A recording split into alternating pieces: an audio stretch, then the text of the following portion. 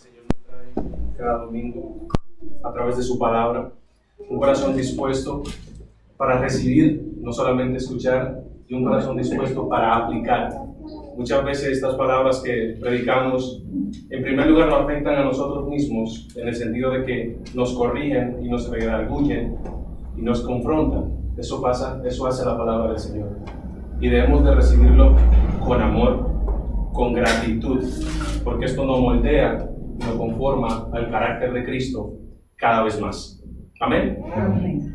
Entonces vamos a orar por las ofrendas antes de empezar la predicación. Señor, te damos gracias, te bendecimos, te glorificamos. Damos gracias por el aporte de los hermanos, Padre. Damos gracias porque tú eres quien provee cada semana, Señor, quincenal o mensual, Señor, para cada uno de con nosotros, Padre. Tú eres que pone nuestros corazones para dar con alegría, Señor, cada día. Te pido, Señor, que nos ayude a ser buenos administradores de lo que tú pones en nuestras manos, Señor, y que podamos entender el propósito de estas ofrendas y estos diezmos, Padre, que para avanzar tu reino aquí en la tierra, no para beneficio propio nuestro, Señor, sino con un propósito es que ofrendamos, Señor. Te pido que bendigas a mis hermanos, que los prosperes en sus trabajos, en sus negocios, en sus vidas, Señor. Y también en este momento quiero pedirte, Señor, por la predicación de tu palabra, Padre, que tú nos pongas un corazón dispuesto, que tú pongas un deseo en nosotros de escuchar, de aprender y aplicar tu palabra, Señor. Mírame a mí que voy a exponer tu palabra, Señor.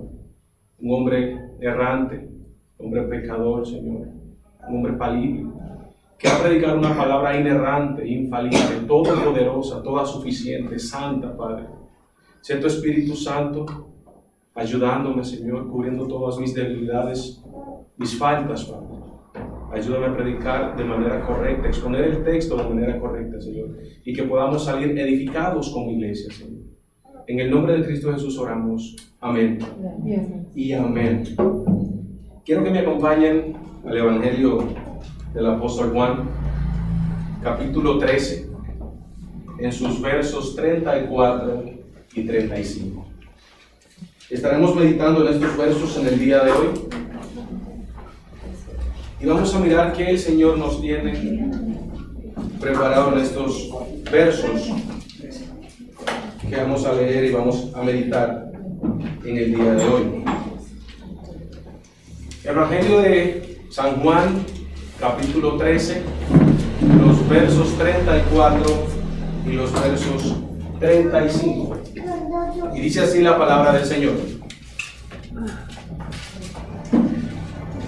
un mandamiento nuevo les doy, que se amen los unos a los otros, como yo lo he amado, que también se amen los unos a los otros. En esto conocerán todos que son mis discípulos, si tuvieran amor los unos con los otros. Amén. Amén. Podemos sentar. En el día de hoy estaremos meditando en estos dos versos cortos, pero poderosísimos versos. Y estas palabras muchas veces la hemos leído un montón de veces, la hemos quizá puesto en un post de WhatsApp, la hemos publicado en nuestras redes sociales.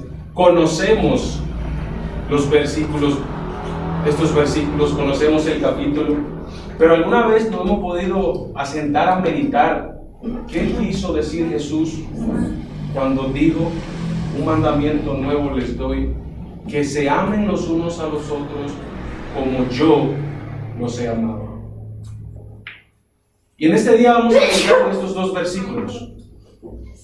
Y el tema que quiero tratar y que quiero traer a colación en el día de hoy es la necesidad de la comunión en la iglesia.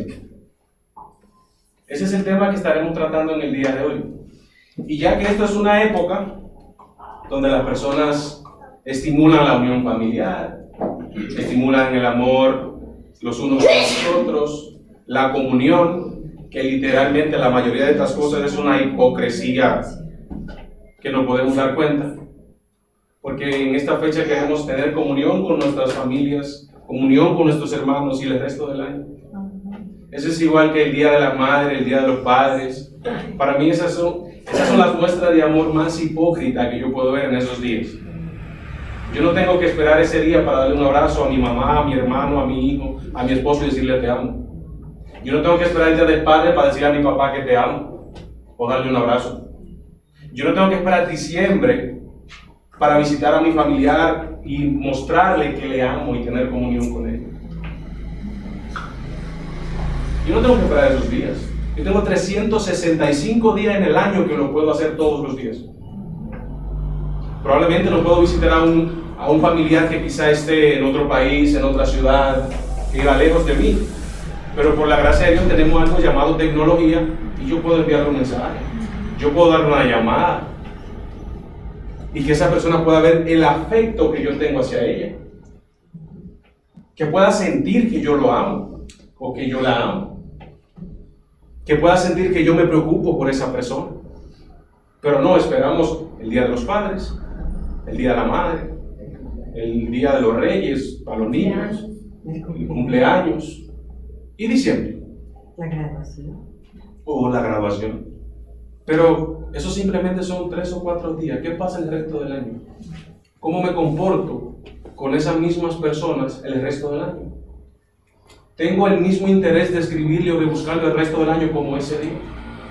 ¿Tengo el mismo interés de decirle te amo o de tener comunión con ellos el resto del año, aparte del mes de diciembre, específicamente 2 días? Y muchas personas, llegó, incluso cristianos, llegó mi mes favorito, mi temporada favorita del año. Ahora, cuando yo escucho eso de la voz de un cristiano, a mí me entristece. Literal, a mí me entristece. Porque nuestro tiempo favorito no es un día, no es un mes. Porque la Biblia dice que el gozo nuestro viene del Señor, no de una temporada, no de un día, no de una semana, no de un mes, no de un año. Y precisamente este es el tema que quiero tratar en el día de hoy, porque lamentablemente el mismo pensar que tenemos en el sistema mundano está permeando nuestras iglesias y nos está permeando a nosotros como cristianos que somos, que debemos de reflejar algo distinto y estamos reflejando exactamente las mismas cosas.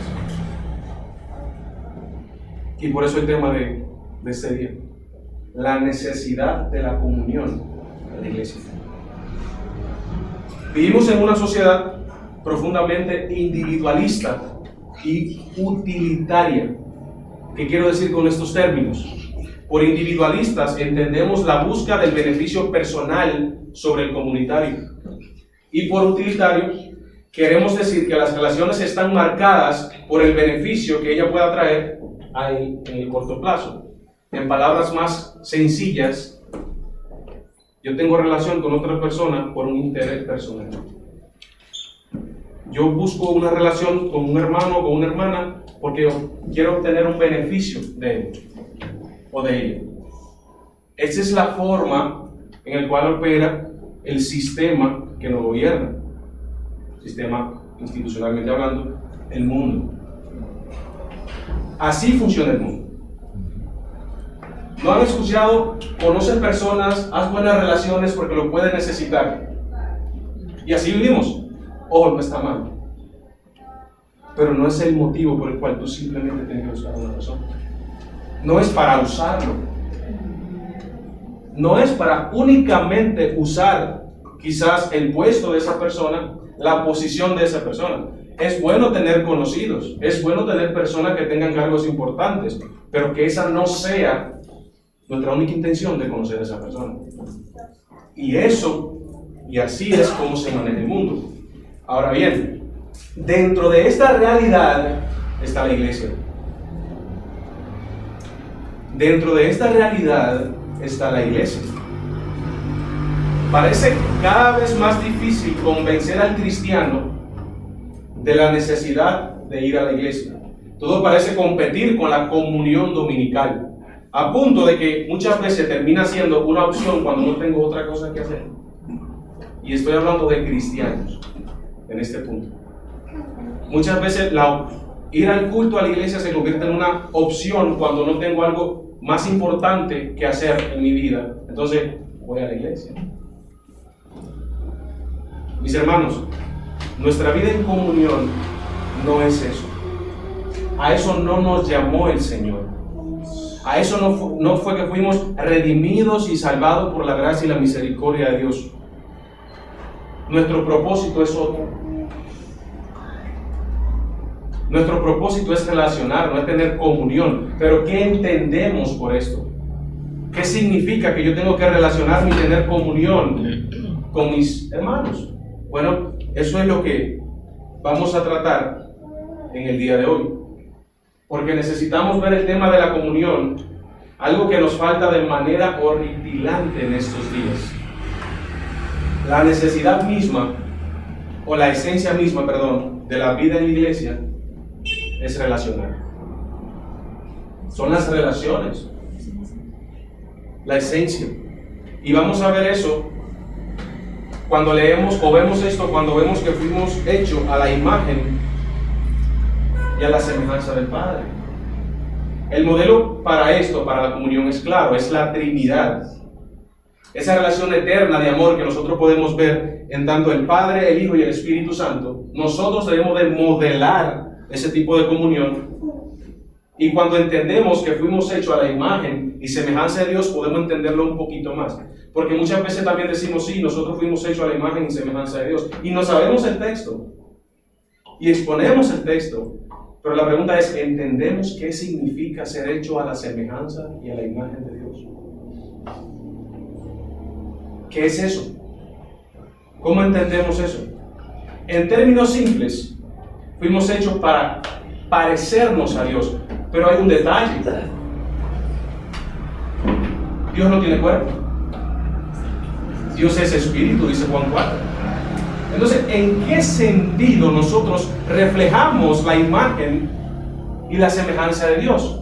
¿Cómo es que somos semejantes a Dios? Si Dios es espíritu y no posee un cuerpo. Cuando hablamos de la imagen de Dios bíblicamente, estamos hablando de la parte inmaterial del hombre, no de la carne misma. Esto coloca al hombre, obviamente, como conocemos, aparte del mundo animal, adecuándolo para el dominio que Dios le designó, Génesis 1:28, capacitándole para tener comunión con su Creador. Es una semejanza mental, moral y social. Es en el carácter que nosotros nos parecemos a Dios. Ahora bien, ¿qué significa una semejanza mentalmente? El hombre fue creado como ser racional con voluntad propia. En otras palabras, el hombre puede razonar y elegir. Este es el reflejo de la inteligencia y la libertad de Dios, moralmente, mentalmente. ¿Pero en qué más nos parecemos a Dios? Moralmente. ¿En qué sentido? La humanidad fue creada en justicia perfecta como un reflejo de la santidad de Dios. Dios vio que todo lo que había hecho, incluyendo la humanidad, dice Génesis 1:31, no simplemente que era bueno, dice que era muy bueno. Entonces, nuestra conciencia es un vestigio o una huella de ese estado original de Dios. Perdón, de ese estado original en el cual el hombre fue creado sin mancha, sin pecado. Cada vez que alguien escribe una ley, se aleja del mal, alaba la buena conducta o se siente culpable. Él o ella está confirmado el hecho de que estamos hechos a la imagen y semejanza de Dios. Pero el otro concepto en el cual estamos creados a la imagen y semejanza de Dios, y es en el cual nos vamos a centrar hoy, es en el social. Cuando hablo social, me refiero a que el hombre fue creado para tener compañerismo, o sea, comunión. Esto refleja la Trinidad de Dios y su amor. Eso refleja la Trinidad de Dios y su amor. Entonces nos damos cuenta qué significa realmente, en forma simple, ser hecho a la imagen y semejanza de Dios. Es parecernos a Dios. Y si Dios en las tres personas tiene comunión, amor, y fuimos hechos para parecernos a Dios, ¿qué debemos reflejar nosotros?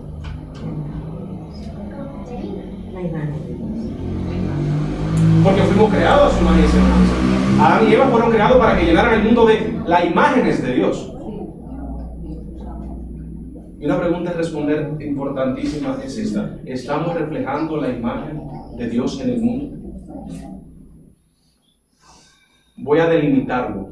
¿Estamos reflejando la imagen de Dios en la iglesia? ¿Estamos teniendo la comunión que nosotros como cristianos debemos tener dentro de la iglesia? Esa comunión que fuimos llamados a tener, ese amor que fuimos llamados a tener el uno por el otro. Y por eso el tema de este día: la necesidad de la comunión en la iglesia. Porque hay una falta de comunión dentro de las iglesias que se llaman ser cristianas hoy día, evangélicas. Muchas veces vemos tanta separación dentro de la misma iglesia. Incluso hay iglesias que son clasistas. Hay iglesias que están separadas por clases. Eso no puede juntarse con aquello, yo no me junto con aquello. Mis hermanos, estamos predicando una cosa que la cual no fuimos llamados a predicar. Porque Dios rompió esa barrera racial que había cuando nos llamó a santidad, cuando fuimos redimidos por su Hijo. Y esto lo vamos a ver más adelante. Entonces, teniendo esto en mente, ¿qué caracteriza a las relaciones en la iglesia? Nunca olvidándonos de los textos que hemos tomado. ¿Qué caracteriza a las relaciones sanas en la iglesia? Y comenzamos con nuestro primer versículo, verso 34. Un mandamiento nuevo les doy: que se amen los unos a los otros, como yo los he amado, que también se amen los unos con los otros. Es interesantísimo, porque el Señor dice: un mandamiento nuevo les doy. La pregunta es: el mandamiento de amarnos, ¿era nuevo o ya tenían ese mandamiento? Es interesantísimo que el Señor comience: un mandamiento nuevo les doy. Pero es más interesante que este mandamiento ya había sido dado en el Antiguo Testamento. Entonces, ¿qué significa que nos da un mandamiento nuevo? ¿Acaso se contradice la Biblia o se contradijo el Señor en esto que dijo? Porque en Deuteronomio, todo el Antiguo Testamento, vemos que nos manda mal. Pero cuando el Señor dice que nos da un mandamiento aquí del amor, no era nuevo. Sin embargo, el mandamiento de Jesús con respecto al amor introdujo un parámetro distinto y novedoso por dos razones. El mandamiento del amor no era nuevo, pero el Señor introduce algo nuevo en este mandamiento. O no introduce algo nuevo, viene a completar la forma concreta de lo que es amarnos los unos a los otros. Porque el Señor vino a cumplir toda la ley. Entonces, ¿cuál es esta razón? Era un amor sacrificado conforme al patrón del amor establecido por el mismo Jesús. Como yo os he amado. La pregunta es: ¿cómo nos amó el Señor? ¿Cómo nos amó el Señor? Vamos a dirigirnos al mismo Evangelio de Juan, pero en este caso en el capítulo, si no me equivoco, 15, versículo 13. Dice 15:13. Y comenzamos desde el 12. Y dice: este es mi mandamiento, que se amen unos a otros como yo los he amado. Y dice el 13: nadie tiene mayor amor que este, que uno ponga su vida por sus amigos. Dice el 14: ustedes son mis amigos si hacen lo que yo les mando. No hay mayor amor más grande que este, en que pongan su vida por sus amigos. Entonces, respondiendo a la pregunta, ¿qué caracteriza las relaciones sanas dentro de la iglesia? Mis hermanos, el amor. El amor de Cristo es lo que distingue a nuestra comunión de cualquier otra comunidad terrenal. Jesús dio el mandamiento. Este mandamiento que acabamos de leer acá, que nos amemos los unos a los otros, así como Él también nos amó. Y sigue diciendo: en esto conocerán todos que son mis discípulos, si tuvieran amor los unos con los otros. Entonces, ¿por qué es importante el amor? ¿Por qué es importante el amor? Porque Dios se glorifica cuando personas que tienen poco en común, excepto Cristo, conviven en amor genuino. Mis hermanos, nosotros podemos ser lo diferente que podamos ser. Podemos pensar, podemos tener diferentes pensamientos si lo tenemos. Tomamos diferentes decisiones. Vivimos en diferentes subculturas. Vivimos en diferentes culturas porque aquí hay personas de diferentes países. Pero hay dos cosas que tenemos en común. Una es Cristo. La primera es que todos somos pecadores. Y la segunda es que tenemos el mismo Salvador. Podemos ser los diferentes que tú creas que somos y lo somos. Pero esas dos cosas tenemos en común. Somos todos pecadores. No hay nadie que no sea pecador. Y todos tenemos el mismo Salvador. Y eso es suficiente para vivir en comunión y amarnos. Cristo dijo, como yo los he amado. Esa es la razón por la cual Pablo se emociona tanto en el capítulo 3 de Efesios. Porque había una división tanto entre gentiles como entre judíos. Dice, literalmente los judíos odiaban a los gentiles. Cuando un gentil pasaba por el lado de un judío, el judío escupía de desprecio al gentil. De hecho, esto lo lleva a la historia del samaritano, del buen samaritano.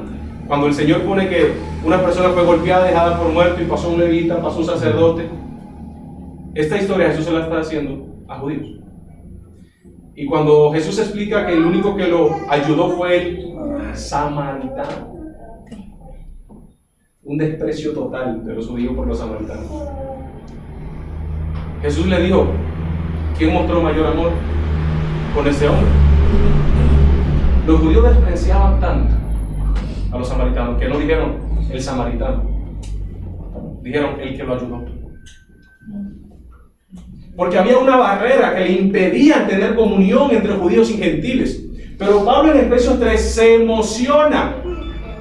Pablo en el capítulo 3 de Efesios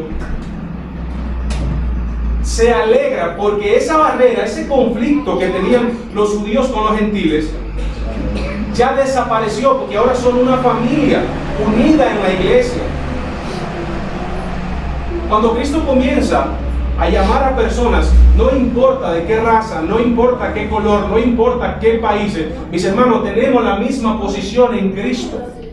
Y en nuestras iglesias muchas veces tenemos diferencias, incluso hasta diferencias raciales en otras iglesias.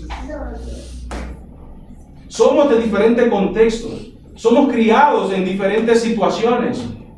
Pero mis hermanos, eso no puede entre los cristianos marcar una diferencia. El hecho de que tenemos la misma posición en Cristo es suficiente para tener comunión y amor los unos por los otros.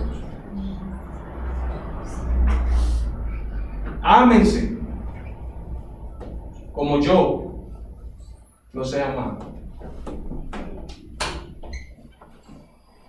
¿Con qué amor nos amó Cristo? ¿Con qué amor nos amó Cristo? Con un amor incondicional. La pregunta es, ¿amamos nosotros a nuestros hermanos con ese mismo amor? Porque el amor de Cristo es el amor que tú y yo tenemos. No es otro. No hay otro amor. El amor de Cristo. El amor de Cristo. ¿Estamos reflejando nosotros con nuestros hermanos esa comunión, ese amor que nosotros debemos de tener? ¿Estamos amando como Cristo? Porque Él dijo, un mandamiento les doy. Eso no es algo que si tú quieres. Eso es algo que cuando el Señor nos llama a su presencia, en este caso no a morir, sino cuando nos llama a formar parte de su iglesia visible, es algo que automáticamente es puesto en nosotros. El don del Espíritu Santo. Y es interesantísimo. El don comienza con el amor. Sin amor es imposible obtener todas las otras cosas. Mis hermanos, Cristo es la razón por la cual yo debo amar a mi hermano. Decía William Tyndale en inglés, decía, Cristo es la causa por la cual te amo. La razón por la cual estoy dispuesto a hacer todo lo que pueda por ti. La razón por la que oro por ti. Repito. William Tyndale, traductor de la Biblia al inglés. Cristo es la causa por la que te amo. La razón por la cual estoy dispuesto a hacer lo que pueda por ti. Y la razón por la que oro por ti. Mis hermanos, ¿estamos haciendo esto los unos con los otros?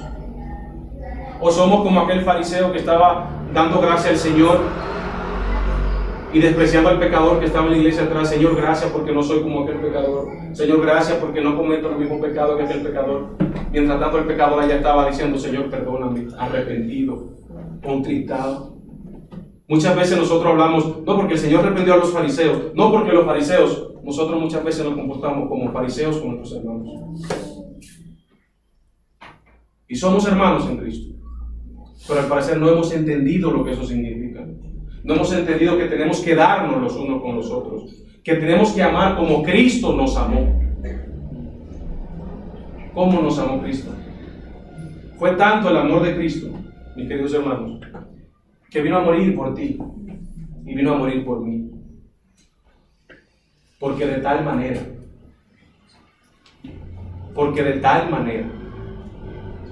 amó Dios al mundo. Mis hermanos, Dios no escatimó a su propio Hijo. Dios no lo pensó dos veces para entregar a su Hijo, para morir por ti y morir por mí. Ese cuchillo que prefiguró allá con Isaac y Abraham, que el ángel apareció y detuvo el cuchillo. Ese cuchillo con Cristo no se detuvo. Ese cuchillo degolló al cordero. Ese es el amor que Cristo nos reflejó a nosotros. Un amor sacrificial. Un amor no buscando un beneficio de un hermano. Un amor no simplemente para usar a mi hermano porque tiene ciertos dones o capacidades o puede llevarme a lugares que yo no puedo entrar. No, es un amor sacrificial sin esperar nada a cambio. Estamos amando de esa manera porque somos ordenados a amar de esa misma manera en la cual Cristo amó. Un mandamiento les doy: ámense como yo los he amado. Mis hermanos, ¿estamos realmente cumpliendo esto? ¿Estamos siendo uno en Cristo? ¿Tenemos esa unidad que la Biblia nos llama a tener? ¿Estamos cumpliendo ese mandamiento? Y esto lo vemos, esa unidad que debemos de tener, lo vemos en el capítulo 4, en los primeros 7 versículos de la carta a los Efesios. Y me gustaría leérselo. Efesios 4.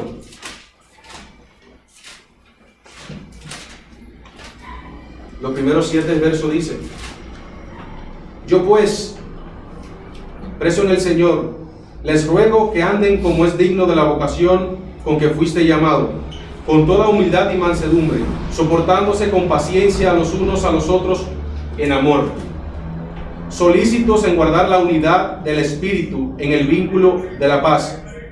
Un cuerpo, un espíritu, como fuiste también llamado a una misma esperanza de su vocación, un Señor, una fe, un bautismo, un Dios y Padre de todos, el cual es sobre todos y por todos y en todos, pero cada uno de nosotros fue dada la gracia conforme a la medida del don de Cristo. Esos 7 versículos expresan la unidad de la iglesia. Pero para tener unidad hay que vivir en comunión. Un Dios, un sacrificio en amor, en paz, en paciencia. ¿Cómo está nuestra comunión, mi amada iglesia? ¿Cómo está? ¿Estamos cultivando la paciencia, la tolerancia, la responsabilidad con nuestros hermanos? Recuerda que el mundo no lee Biblia. El mundo lee cristiano. En pocas palabras, nosotros somos la Biblia que el mundo lee. Eso dijo Charles Spurgeon. ¿Cómo estás viviendo? ¿Cómo estoy viviendo? ¿Cómo reflejo el amor al mundo si no lo tengo con mi hermano? ¿Cómo puedo reflejar realmente esa unidad si no la tengo con mi hermano? ¿Cómo puedo decirle al mundo y hablarle de un Cristo que ama, un Cristo que perdona, cuando yo no siento eso por mi hermano? Hermano, nuestra comunión en las iglesias se está perdiendo cada vez más. ¿Qué vamos a hacer? ¿Qué estamos haciendo? Porque es que no estamos cumpliendo el mandamiento que el Señor realmente nos mandó a cumplir. Y vuelvo y pregunto, ¿con qué amor nos amó Dios? Y voy a leerle algo interesante que conocemos.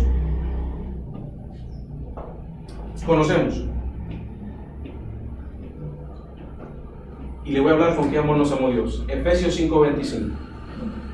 Ese texto lo aplicamos a la vida de los esposos, a cómo un esposo debe amar a su iglesia. Y está bien, pero Pablo está explicando algo más grande, algo mayor al matrimonio en ese texto. Está explicando el amor que Cristo tiene por su iglesia. Y el matrimonio es un reflejo de eso. Efesios 5:25. Y dice el verso: esposo, amen a sus esposas así como Cristo amó a la iglesia y se entregó por ella. Es cierto que el apóstol, haciendo una analogía, trata de hablar explícitamente de los roles del matrimonio entre un hombre y una mujer. Pero de forma minuciosa, el apóstol, más allá de hablar del matrimonio, trata de explicar una gran verdad acerca de Cristo y su iglesia. El amor de Cristo para su iglesia es el ejemplo supremo de todos los amores. Cuando dice, ama a tu esposa como Cristo amó a la iglesia, mis hermanos, Cristo dio la vida por su iglesia. Y es una iglesia que no es perfecta, aún no lo es, cometemos errores, nos equivocamos, pero a pesar de eso, Cristo nos sigue amando con el mismo amor. Nos sigue santificando de la misma forma. Mi pregunta es, cuando nos fallamos los unos a los otros, ¿nos seguimos amando con el mismo amor? ¿Nos estamos amando como Cristo amó a la iglesia? Y sentimos rencor con nuestros hermanos. Llegamos a aborrecer a nuestro hermano. Y hacer eso es sinónimo de asesinar, dice la Biblia. Hermano, ¿estamos amando como Cristo amó a la iglesia? Pregunta: ¿por qué Dios muestra su gloria al mundo a través de nuestro amor en la iglesia? ¿Por qué Dios muestra su gloria al mundo a través del amor en nuestra iglesia? Porque nuestro amor modela, aunque sea un pálido reflejo, la unidad del amor en el Dios Trino. Fuimos hechos a imagen y semejanza de Dios. Fuimos hechos a parecernos a Dios. Fuimos hechos para mostrar algo pequeño, lo que Dios hace. Ese amor, esa coinonía que hay entre la Trinidad. La pregunta es, y no dejaré de hacer la pregunta, ¿estamos nosotros mostrando esa comunión? Nosotros somos prestos para hablar mal de la otra persona. Somos prestos para chismear. Tenemos un orgullo que no nos lo quita nadie. Cuando alguien hace algo, comenzamos a criticar. Cuando fallamos, a veces sabemos que somos culpables y nuestro orgullo no nos deja pedir perdón. No nos deja perdonar.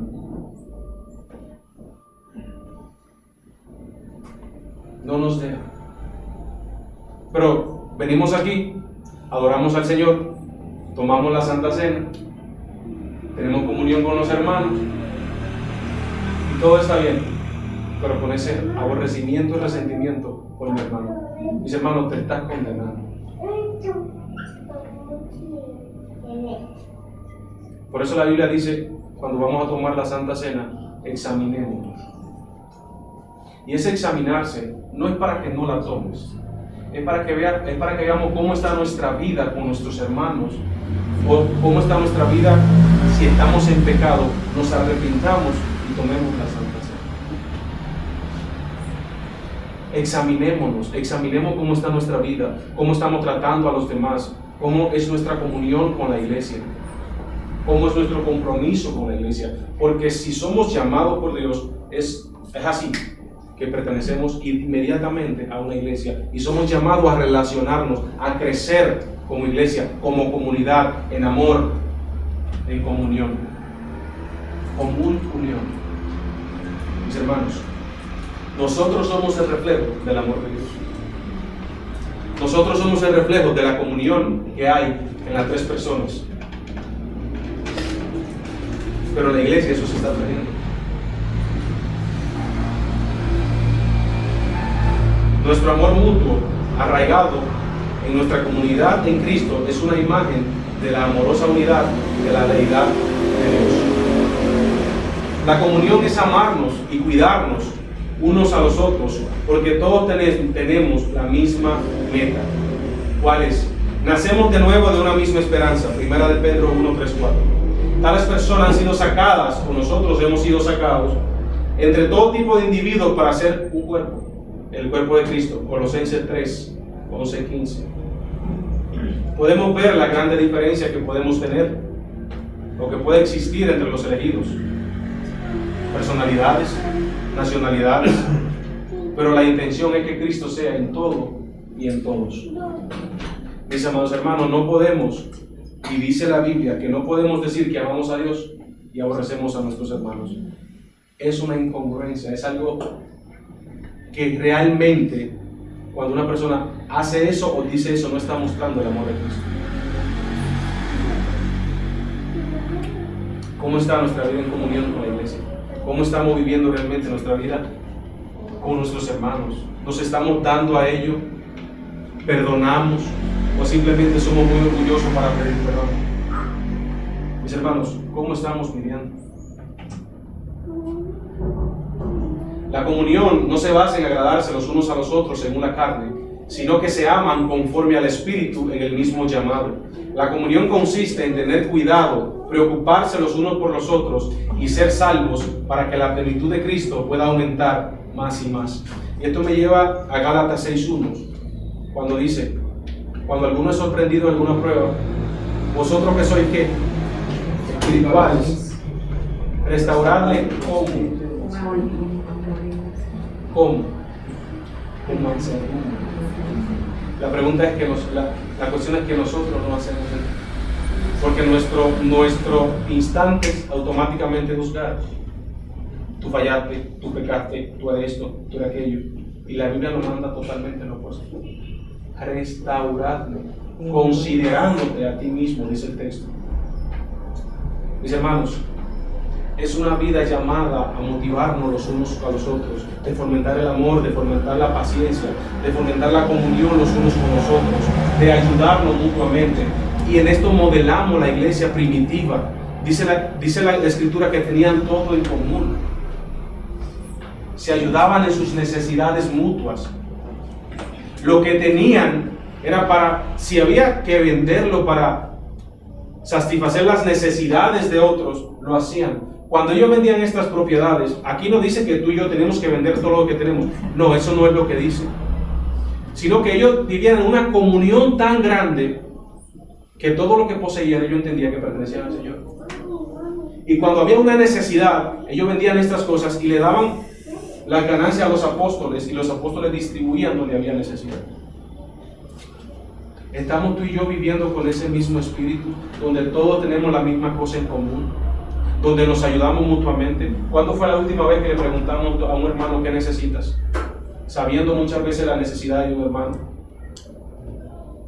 ¿Cuándo fue la última vez que le preguntamos a un hermano, cómo te sientes hoy? ¿Cuándo fue la última vez que le enviamos un mensaje de aliento a un hermano, motivándolo a seguir confiando en el Señor a pesar de la lucha?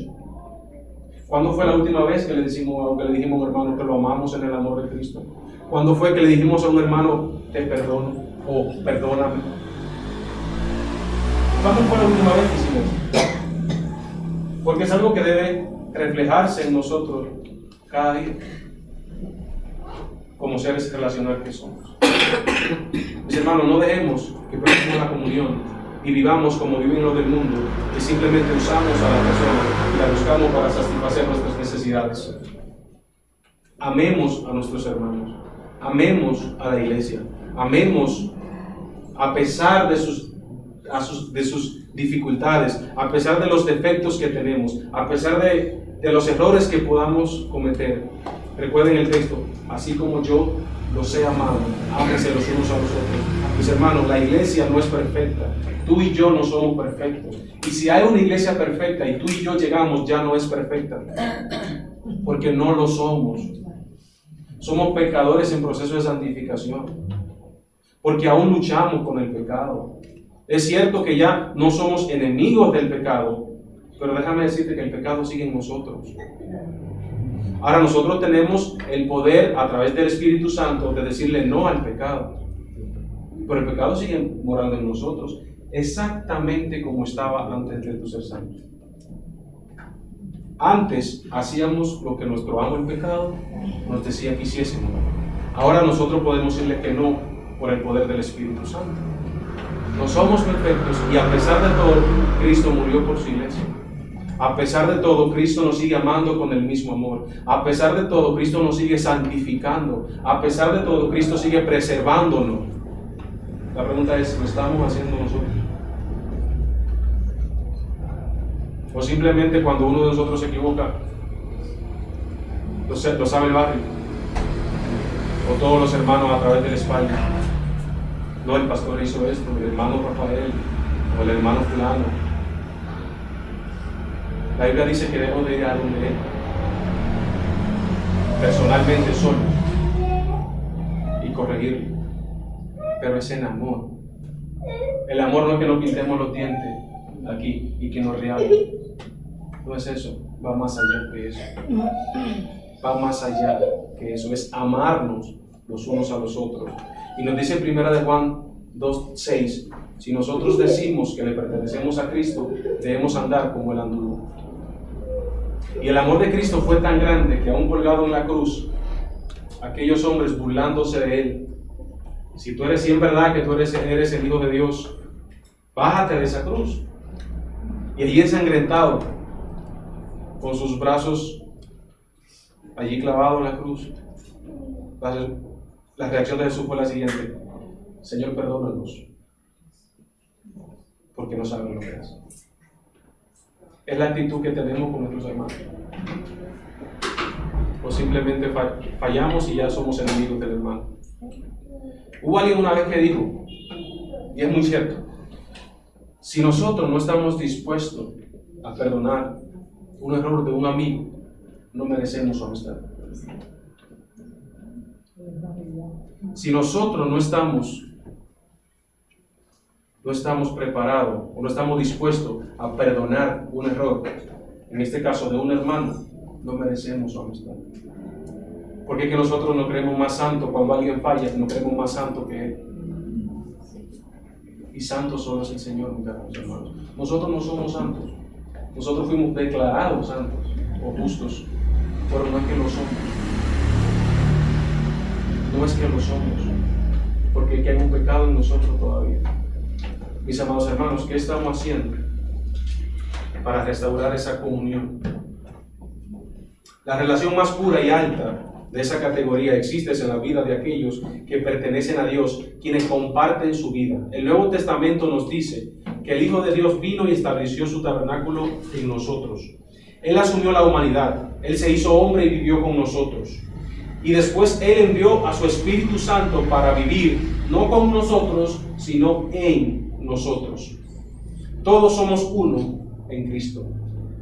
Y lo decimos lindo. La pregunta es, ¿lo estamos viviendo? En Efesios capítulo 4, el apóstol expresa especialmente la misma realidad que leí hace un momento. Dice el versículo 4, debemos crecer en todo en aquel que es la cabeza, esto es Cristo, de quien todo el cuerpo bien concertado y unido entre sí, por todas las coyunturas que se ayudan mutuamente según la actividad propia de cada miembro, recibe su crecimiento para ir edificándonos en el amor. Somos el cuerpo de Cristo. La pregunta es, ¿entendemos qué es el cuerpo de Cristo? ¿Por qué la Biblia dice que somos un cuerpo? Sencillamente, la palabra cuerpo en la Biblia se ve muy frecuente, ya que se emplea en diferentes maneras. Puede referirse propiamente al cuerpo humano, pero entre otras cosas, también se relaciona con la iglesia y tiene diferentes funciones en la misma manera que el cuerpo humano, ya que las manos tienen función, los pies tienen la suya, los oídos tienen la suya, los ojos, etcétera, etcétera. En ese caso, se puede determinar realmente lo que es la iglesia y a qué estamos dispuestos o a qué fuimos llamados a ser como cuerpo de Cristo. ¿A qué se refiere Pablo cuando dice que somos un cuerpo en Cristo? A la unidad que debe tener la iglesia. Yo no puedo decirle a la mano que no necesito los pies. Yo no puedo decirle a la cabeza que yo no necesito la nariz. O mi nariz no puede decirle que no necesita los ojos. Cada uno nos necesitamos mutuamente. Cada uno nos necesitamos mutuamente, mis amados hermanos. Somos el cuerpo de Cristo. Él es la cabeza. Es su vida la que está en nosotros y nos mantiene unidos en la vida espiritual, en amor. En amor.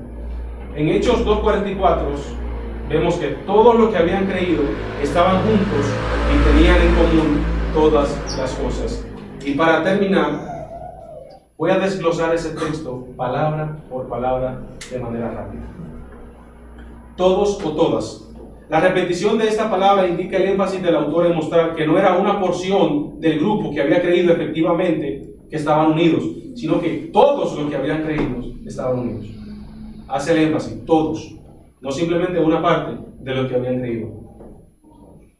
Dice que habían creído, la fe como elemento unificador de la iglesia. El crecer era lo que les provocaba el deseo de estar juntos. Estaban juntos. No significa solamente que estaban bajo el mismo techo todo el tiempo, sino que había una constancia y regularidad en el compartir, una unidad de propósito y compromiso mutuo, en común. La esencia de la comunidad es compartir. Todos ellos tenían más porque no solo poseían lo que era suyo, sino que al compartir más tenían. Todas las cosas en común. Y hay 3 beneficios de la comunión que podemos inferir de la experiencia de la iglesia primitiva y aplicarla en nuestra propia realidad. 1. Protección. La iglesia es nuestro lugar seguro en el mundo. Nosotros como cristianos no tenemos donde correr cuando nos sentimos solos, agobiados, tristes, deprimidos. Es la iglesia. Es nuestro lugar seguro donde buscamos refugio. 2. Crecimiento. La iglesia es nuestra escuela de Cristo. Aquí es donde aprendemos, conocemos a Cristo, entendemos las doctrinas, crecemos como cristianos. Y 3. La misión. La iglesia es la plataforma del plan de Dios en el mundo. Pero si no vivimos como iglesia, ¿cómo estaremos predicando al mundo? Y todo esto nos lleva a tener 3 aplicaciones. Y la primera es la más difícil para mí. Aprende a amar a la iglesia. No es perfecta, tampoco tú lo eres, tampoco yo lo soy, pero es donde encuentra protección, gracia y crecimiento. 2. Aprende a sacar provecho de sus beneficios. Entiende una vez por todas que hay demasiadas bendiciones y alegrías en la comunión con los unos con los otros. Aprende a compartir y recibir, amar y ser amado en este contexto de la iglesia. Disfrútala.